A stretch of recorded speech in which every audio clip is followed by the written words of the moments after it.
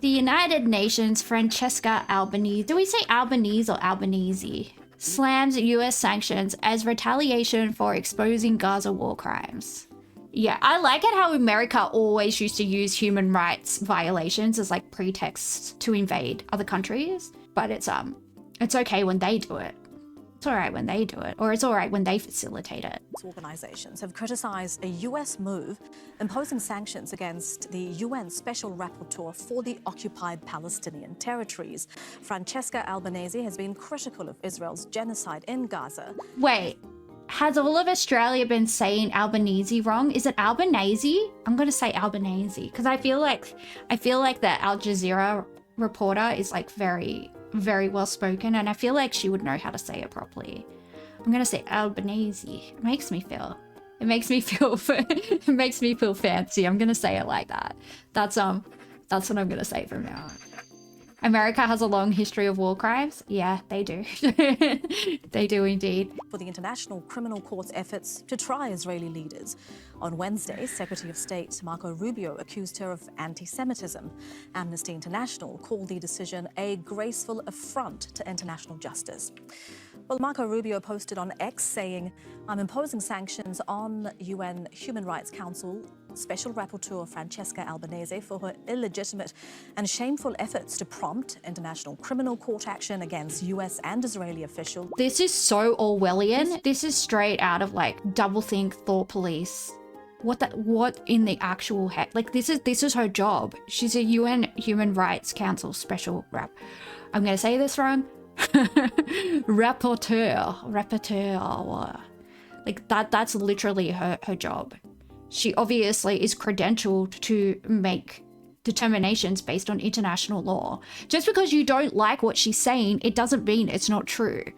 And criticism of Israel isn't anti-Semitism. Like, that just means any country that's a theocracy gets to go out and do whatever they want, and if you criticize them, you're insert religion named phobic. Like, that's such a bogus excuse for anything. A sovereign nation state, which apparently the UN recognizes Israel as such, which, I mean, doesn't recognize Palestine, but that's a story for another day. Sorry, but if you are signatories to certain conventions, particularly like the Geneva Convention, amongst others that were drafted by the UN, then you should theoretically be able to go to The Hague and face the International Criminal Court. Like, that's why it's there. But it's always interesting, the people that want to go on and on and on about human rights, when they violate them, all of a sudden, what human rights? What UN? We don't respect the UN. But America will always use the UN and international law and human rights treaties as like a cudgel to attack other countries with, to criticize other countries with, to even use as like pretext for invading or deposing. But when the UN is hypercritical of Israel, which seems to be interchangeable with America these days, it's really interesting how this tiny little country in the Middle East has the world's singular superpower by the balls. How did that happen? It's really, really strange. And look, like, I don't want to get too conspiratorial, but like, we know that Ghislaine Maxwell's father was a Mossad agent, and we have good reason to believe that Jeffrey Epstein was also a Mossad asset. So is this the type of stuff that Israel has on every American politician, on every like elite American? Like, do they just have these dirt files that they've used through like honeypots and like sex operatives and all this stuff? Because it's insane. Like, this is insane. It makes no sense at all for Israel to be able to have America by the balls, because we Australia can't get America to even give us a little bit of independence, a little bit of like self-determination. The US has an act. Oh yeah, I know that. It's the Hague Invasion Act. Yeah, we've talked about this a lot of times. I always forget the name of it, but it's colloquially called the Hague Invasion Act. I think it's called like the ACCU. Yeah, American Service Members Protection Act, known informally as the Hague Invasion Act. Yeah, basically, if America or one of its allies is ever like brought before the ICC, they'll just literally go in and I guess extract. Yeah, it's actually insane. It's actually so insane. And like, the fact that you can have that as a country and then still try and take the moral high ground in every case. Companies and executives. He also said her campaign of political and economic warfare against the United States and Israel will no longer be tolerated. Well, joining us is Francesca Albanese, the UN Special Rapporteur on the occupied Palestinian territory. She's in the Slovenian capital, Ljubljana. Ms. Albanese, always a pleasure to have you with us on Al Jazeera. Thank you for your time. Firstly, your initial reaction to these sanctions, and can you talk us through exactly what they are? I cannot, because I'm still evaluating the impact. Of course, it's... The Prosperity Church is trying to force Armageddon, and Trump makes them happy. Well, yeah, it's definitely getting very Book of Revelations out there. It's definitely giving end of days vibes for sure. But that's so insane to me. The Bible is definitely something, you know, that I've read quite a few times, and the way that Americans interpret the Bible is so batshit crazy, and it's such a perversion of Christianity, and no wonder people think Christians are like horrible judgmental people. Like, Jesus was not like that at all. The West styling all imperialist and offensive operations, a defense is the most insidious kind of propaganda. Yep. I don't know if everybody in the chat is familiar with, well, he's passed away very recently, but an Australian investigative journalist called John Pilger. If you're ever interested, actually, I think it's free domain, so I think we could watch it on stream, but it's like a few hours long. He's made a lot of really good documentaries. He actually had, this is like 20 or 30 years ago, he has one on called Palestine is the Issue, and then he remade it again in the 2000s or the 90s, and it was called Palestine is Still the Issue. Those are really good. But the one that I really want people to watch is called America's War on Democracy. And it's just about all the democratic governments that America has overthrown, all the democratically elected leaders that America has overthrown. And you sit there at the end of the documentary and it just scrolls through all these countries, and you're sitting there for like 5 minutes watching this long list of countries and long list of leaders that have been deposed by America. It's absolutely insane. Absolutely insane. And like, I think we will watch it on stream. Maybe I might do that on Friday night. We can sit down and watch it.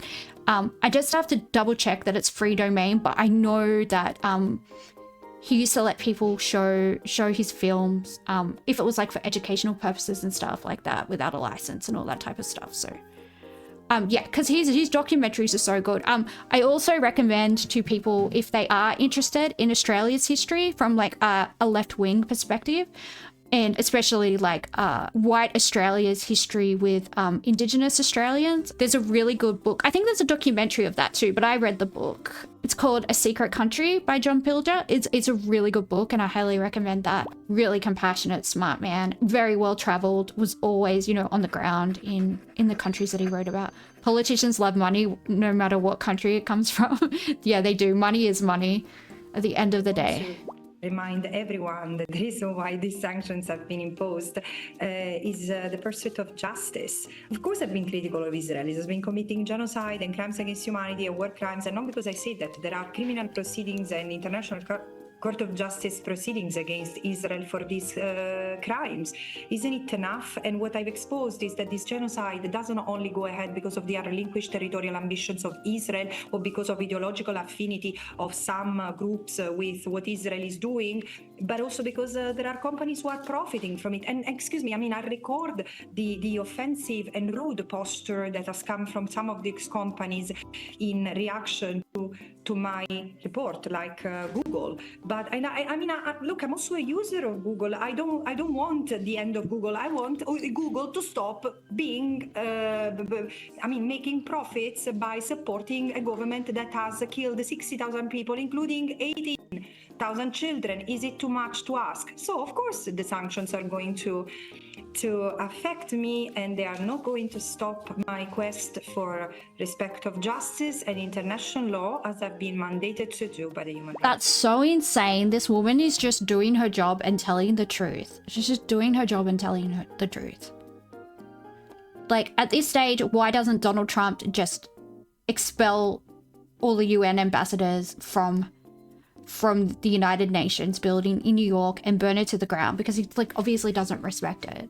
I don't know. Like, I know Western countries are starting to push back against America and are starting to push back against Israel, but 21 months into this conflict, like, is it too late even at this stage? I mean, better late than never, but at this point. You would say uneven application of the law is the key to fascism? For thee and not for me? Yeah, well, unfortunately, that's always been the way that society has functioned. Like, just look at the way that people that have money can access law and the justice that they get compared to, like, you know, like a guilty rich man is going to get a better outcome than an innocent poor man any day of the week. He wants to totally get rid of the UN. Oh, he 100% wants to. I honestly don't know why he hasn't, because he's so brazen about everything else. It's honestly surprising to me that he hasn't just kicked them all out. Because from Donald Trump's perspective, right, I could see him, because isn't the UN headquarters in Manhattan? That's like some of the most expensive real estate on earth. I keep on going to say John Howard. It's not John Howard, he's Donald Trump, Panda, get it right. I think they remind me of each other. The UN basically serves American imperial interests. Yeah, I mean, it does to a large extent because America's the most powerful member of the UN, and they definitely use their veto in a way that's very destructive. I mean, that's basically the reason why the Palestinian state has never been recognized, because every time it's put to a vote, Australia abstains, which is bad. But it's not as bad as opposing, right? Because they don't want to piss off America, so they abstain. We abstain. But yeah, the reason why a Palestinian state has never passed recognizing Palestine as a sovereign nation, has never passed a UN vote, is because America always utilizes its veto, and it always uses, like, you know, supposed human rights abuses by other countries as pretexts for invasion, things like that. It's yeah, it's incredibly frustrating. But unfortunately, none of these organizations are perfect, and yeah, it sucks. I'm gonna call Albo Albanese now. It sounds so fancy. Anthony Albanese. Anthony Albanese. I like it. It's fun. Should we play the food game? I like that food game. It's fun. It makes me feel smart. Makes me feel like a genius.